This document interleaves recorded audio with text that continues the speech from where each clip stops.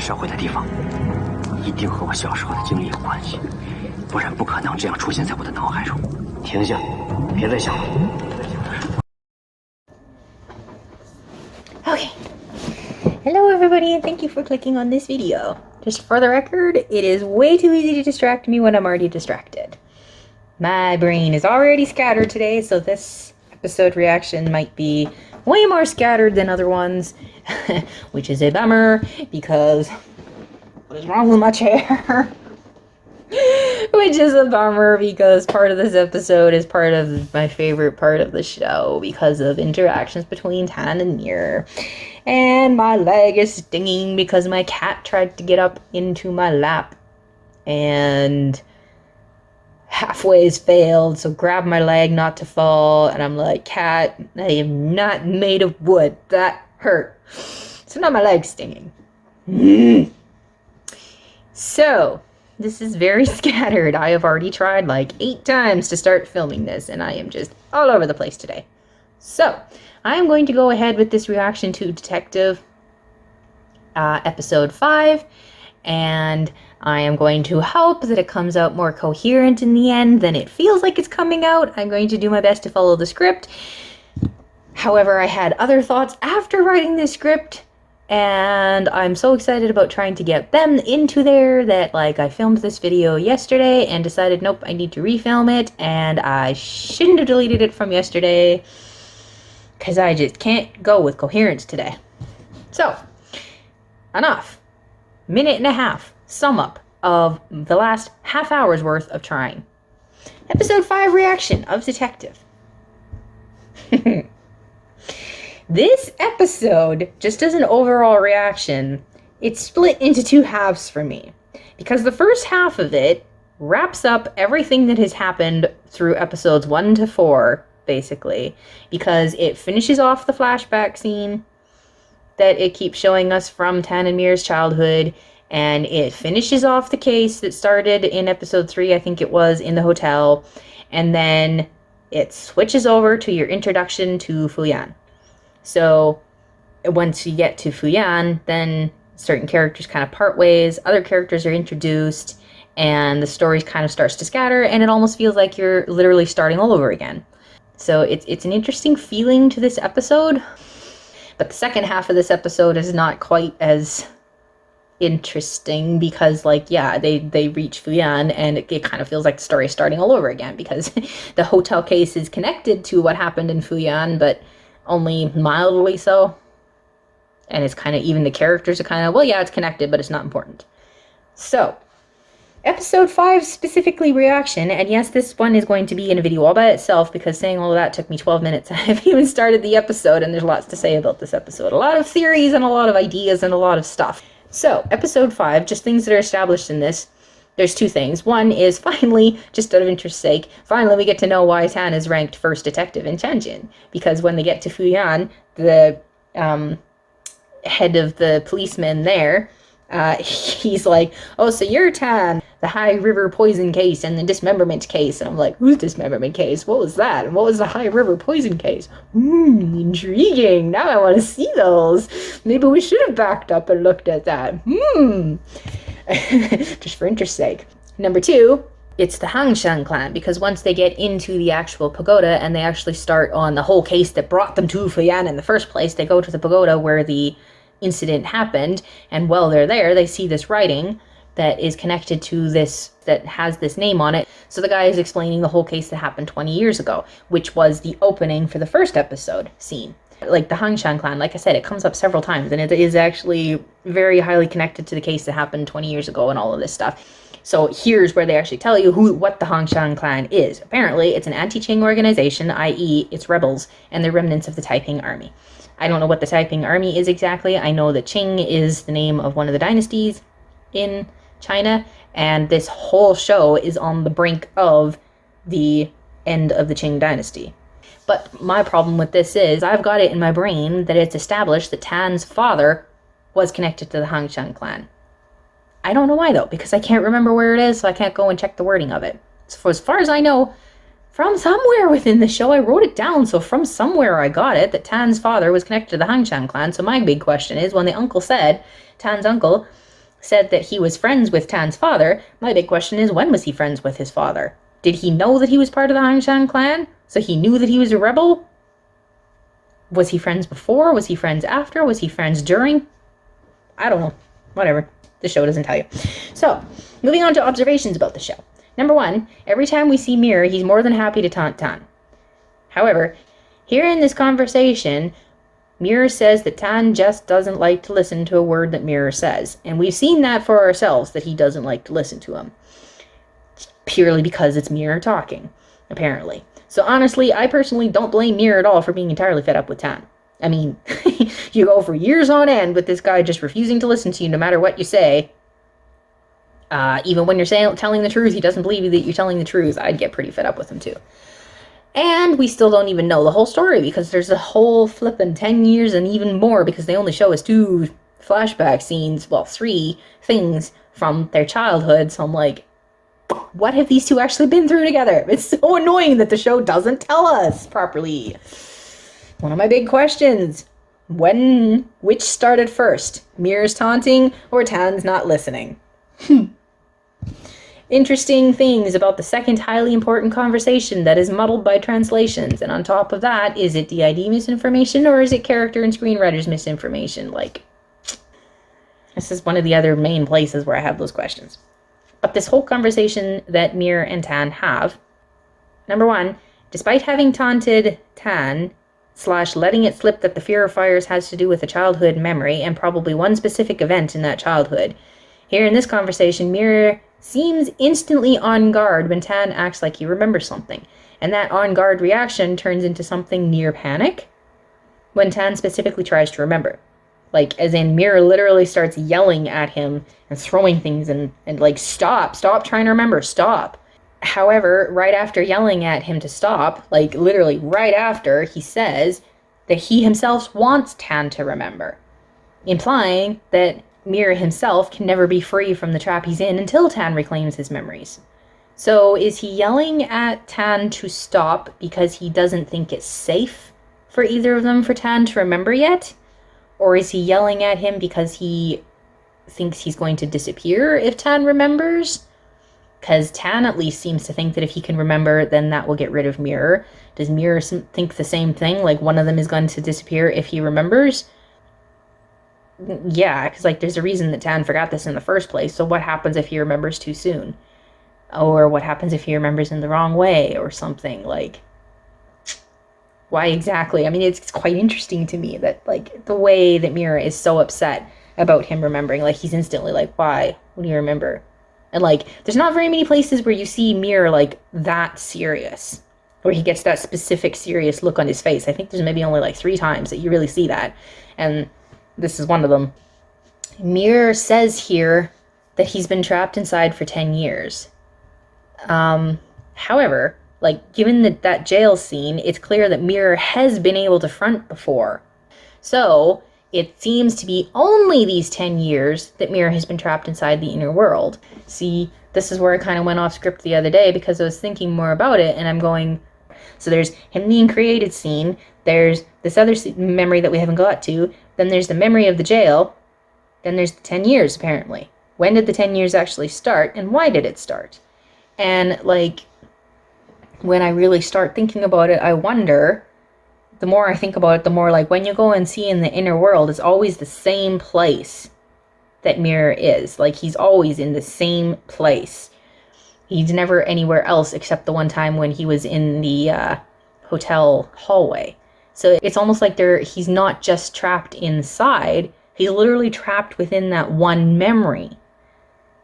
And if he's literally trapped within that one memory on the inside, then that makes me start really wondering, regardless of what the show specifically seems to say about medications and stuff, or is the show indicating, or am I just taking it that it could easily also be actually Mirror himself that's trapping himself inside because he himself is so bothered by it, so what's the word? So fixated on it. He's so fixated on it that he himself is keeping himself trapped inside.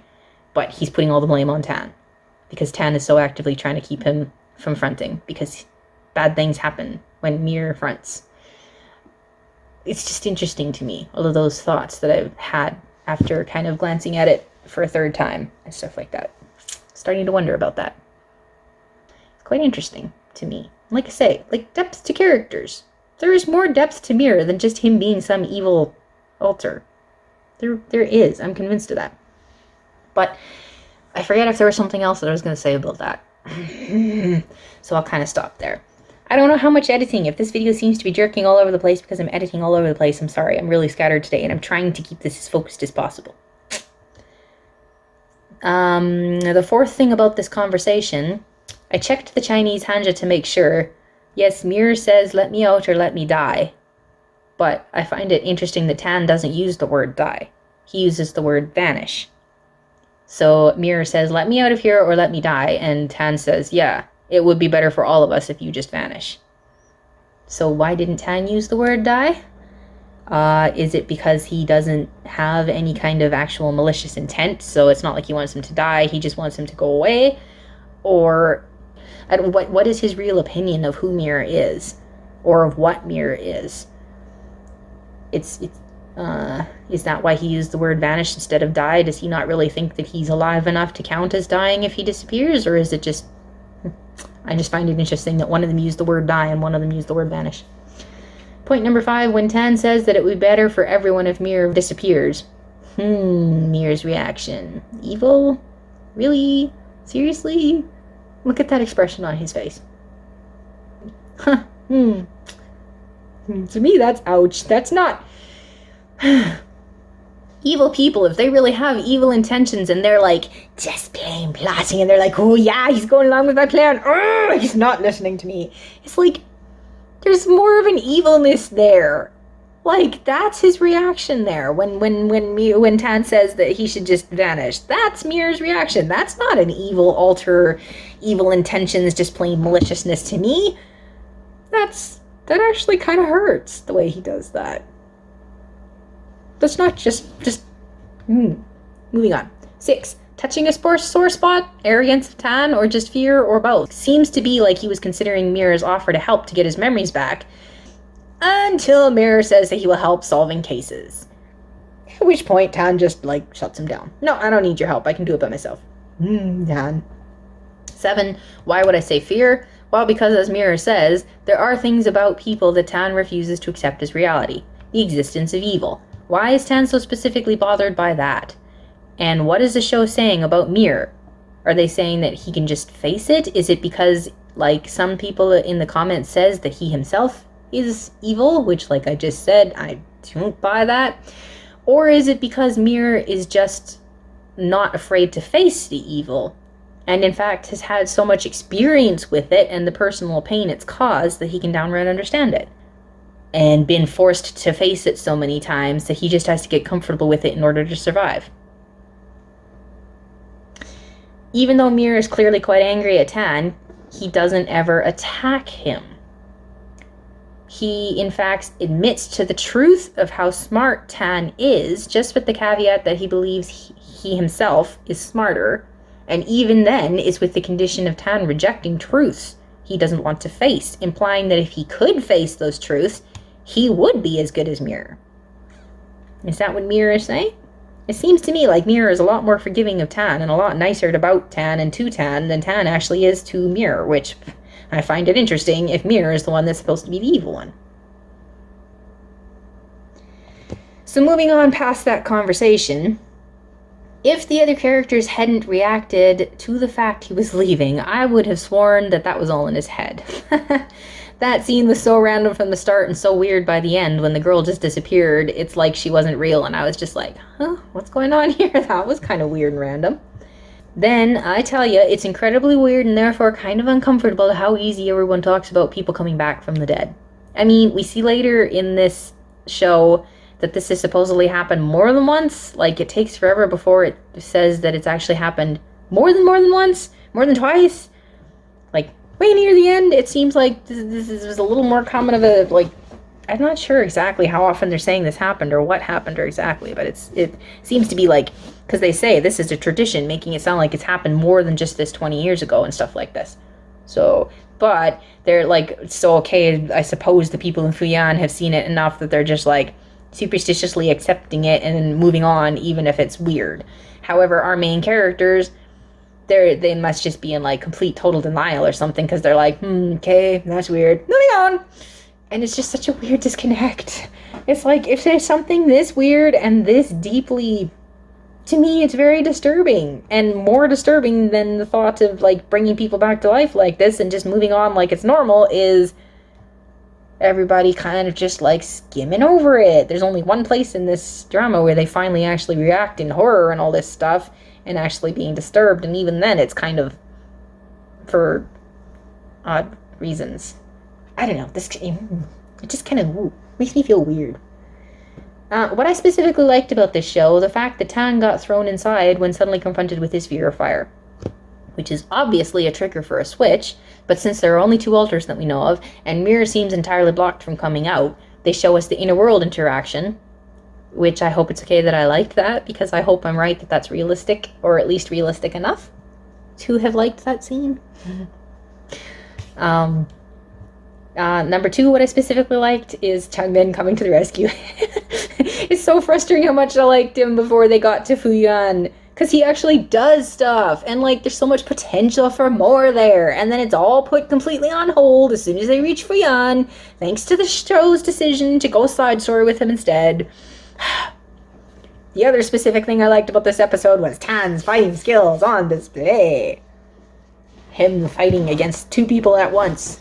What I specifically disliked about the show was maybe how they started the episode with the ending of the flashback, because they literally ended that last episode in the middle of a conversation and then go back to the middle of the conversation right after the name, so the placement of the rest of this flashback is just weird. Like, to me, they should have just contained that within episodes 2, 3, and 4. They shouldn't have stretched it on to episode 5 as well. I think stretching that whole thing across 5 episodes was a little much. So what I had specifically questions about, one, in the flashback, Mirror clearly enjoys the chaos he let loose. Yes. But what they didn't tell us is, why are those people in jail? What was that jail itself even for?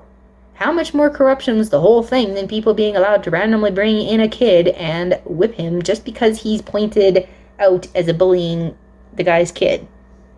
Like... So in a sense, I'm asking how much of what Mirror did was because he's not afraid of looking or being evil, and how much of it is him doing what he can to bring justified retaliation without caring who got caught up in the middle of it, since they clearly aren't innocent. This concept comes up later. Because yeah, like, to me, what were those people in jail for? Because it seems to me like a whole lot of the guards should have been in jail too. This guy's father just randomly starts whipping a kid. Like, excuse me, and nobody in the jail cell seems to think that there's anything wrong with this.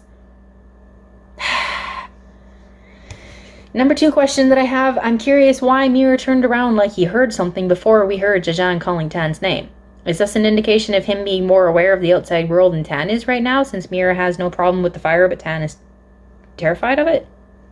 He's like nonchalantly walking away like he's not worried at all, and then all of a sudden he stops and turns around. And I'm like, okay, what was he reacting to right there? Just kind of interesting. Question number 3. Would water in the face be enough to bring Tan back to the front wheel in the middle of a burning kitchen? This is more of a serious question with how this actually works. Would it actually have been more realistic to have Changmin carry him out and him come to later on after he's out of the fire? Because if I know that, like, in terms of grounding and stuff, temperatures and things like water, so like cold water in the face would be like a sudden whoa, because I mean that happens with singlets too. Like if you're in the middle of some kind of panic attack, something like that is like instant snap out of it kind of thing. However, in a case like this where it's like it's a terrifying thing that like it's a trauma that would cause an actual switch, even if you're stuck somewhere in the middle of the switch, because the switch can't happen because he won't let Mirror out even in this case. Although this is one of the cases where I find it very interesting. If they're claiming that Mirror is stronger than Tan, and it's been a while since we've seen Tan take the medication, why did Mirror not take over here? He didn't seem interested at all in taking over the body. If he is so strong and so whatever, and the medication would have been wearing off by this point, because when was the last time we saw Tan taking the medication? Mir made the comment at some point that this medication seems stronger, but it also doesn't last as long. Shouldn't Mir have been able to take over here, and yet he doesn't? Why? This is an interesting thing in terms of what's actually keeping Mir inside. Clearly, it's not just the medication. There has to be something more to it. And it's also another indication to me, like, he's clearly not just an evil alter. Like, does he just, like, meh, the scene is too chaotic, so I just don't feel like taking over right now because it's too much to deal with? I mean, if he's, like, an evil alter, why is he not jumping on this chance to take over? Because to me, this is the perfect opportune moment to take over, and he doesn't. That's a tangent that wasn't in my notes, but just... But back to that original question, I mean, even if Mir, like, didn't take out, is it realistic that Tan, who's terrified of fire, well in the middle of the fire, would come back to the front enough to help Jajan lift him off the floor and walk out on his own 2 feet? Is that even realistic? So, with this video, as of the moment, unedited version is already 33.5 minutes long, because I'm in a very scattered mood because there's a lot going on in this first half of this episode. It's almost to the point where I shouldn't even have bothered commenting on the second half because there's so much going on in the first one. I'm going to stop that right there. And I'm going to move on to episode 6 and possibly episode 7 as well in the next video. So, thank you for watching this one. If you want to make any kind of comments or whatever, feel free to. Bye. Thanks for watching.